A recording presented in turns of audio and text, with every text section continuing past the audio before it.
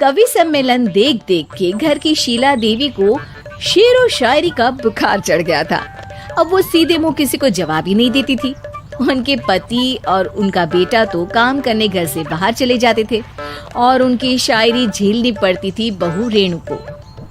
अब सास बोलती नहीं, अर्ज करती थी, संदूक पे रखी संदूक, संदूक में रखे झुमके, बहू झुमके निकाल के दे मेरे, कहाँ लगा रही है ठुमके।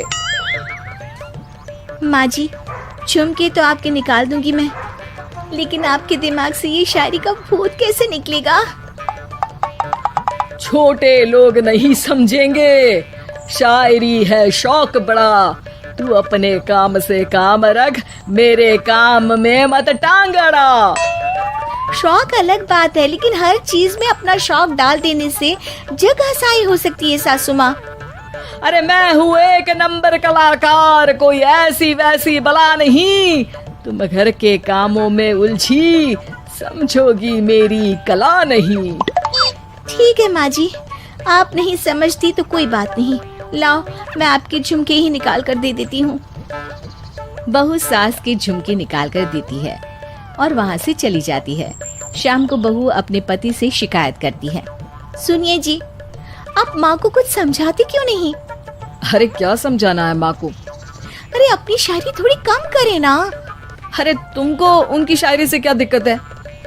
अरे मुझे नहीं, पर पड़ोस में सब लोग हंसते हैं, कहते हैं बुढ़ापे में लोग सठिया जाते हैं, लेकिन शीला जी तो शायर हो गई हैं। अरे लोगों का काम है कहना, लोगों की बातों का क्या टेंशन लेना। अरे वाह, मैंने भी शेर कह दिया, वाह वाह वाह वाह। देख लो, तुमसे किसी ने कहा नहीं और तुम्हारे सामने कोई माँ की बुराई नहीं करता तो तुमको फर्क नहीं पड़ रहा। अरे तुम खामखा की बात का बतंगड़ बना रही हो। चलो चाय बना कर ले आओ मेरे लिए, साथ पियेंगे, कोई ढंग की बातें करेंगे। रेणु चाय बनाने लगती है। पहले वो अपने पति को चाय देती है, फिर सास को और आखिर में अपने ससुर को। लेकिन वो देखती है कि ससुर जी कुछ परेशान से हैं। क्या हुआ ससुर जी, कोई बात हो गई है क्या? अरे तेरी सास बात बात पे शायरी करती है। कल मैंने पूछा कि खाना खाया तो तेरी सास ने क्या जवाब दिया पता है? अरे गलती की और आरोपी ने कोड़े खा लिए फटाफट, खाना तो नहीं पर पकोड़े खा लिए झटाझट। अब बता क्या जवाब दूं इस बात का? वो तो सभी से शायरी में ही बात कर रही हैं, मुझे भी समझ में नहीं आता कि क्या करूं मैं। बेटा उसको उसी की भाषा में जवाब देना पड़ेगा। मैं तो आम बातचीत में भी उसके सामने कुछ नहीं बोल पाता, शायरी में क्या बोलूंगा भला। ससुर ने जैसे ही कहा कि उसको उसी की भाषा में जवाब देना पड़ेगा, बहू को ये बात जच गई। अगले ही दिन वो शायरी की कुछ किताबें लेकर आई और शायरी की प्रैक्टिस करने लगी ताकि सास को उन्हीं की भाषा में जवाब दे सके। उसने दिन रात एक कर दिए। एक दिन सब साथ में बैठकर टीवी देख रहे थे, तभी रेणु सबके लिए बिरयानी बनाकर लाती है, लेकिन सास को बिरयानी भाती नहीं। कौवा करता काऊ काऊ, चिड़िया बोलती ची ची, इतना खराब बिरयानी बनाई है कि मुंह से निकले छी छी। बस इसी मौके का तो बहू को इंतजार था, क्योंकि अब बहू सास को उसी की भाषा में जवाब देने के लिए तैयार थी।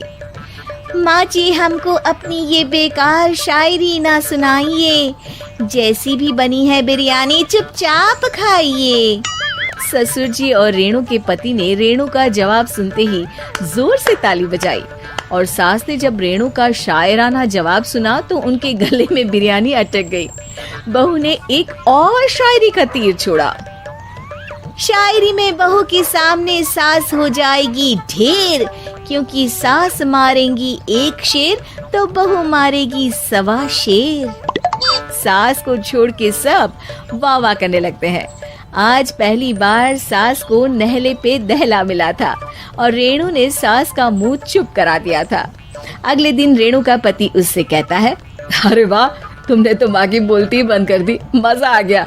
अब मेरे लिए कुछ बना दो, खाकर मैं काम पर चला जाऊं। शायरी ही है मेरा जीवन, वही करूंगी जी भर के। नौकरानी रख लो कोई, काम नहीं करूंगी मैं घर के।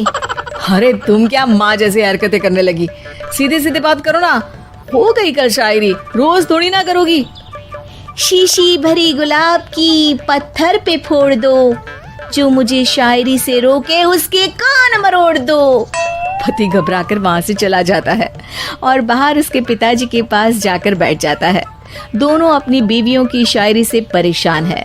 ससुर को पछतावा होता है कि क्यों उसने बहू को सास की भाषा में ही जवाब देने का आइडिया दिया। अब तो घर में दो दो शायर हैं। दोनों एक साथ दुखी स्वर में कहते हैं, हम दोनों की ही बीवियां जब से शायर हो गई है, क्या बताएं, जिंदगी एक फटा हुआ टायर हो गई है।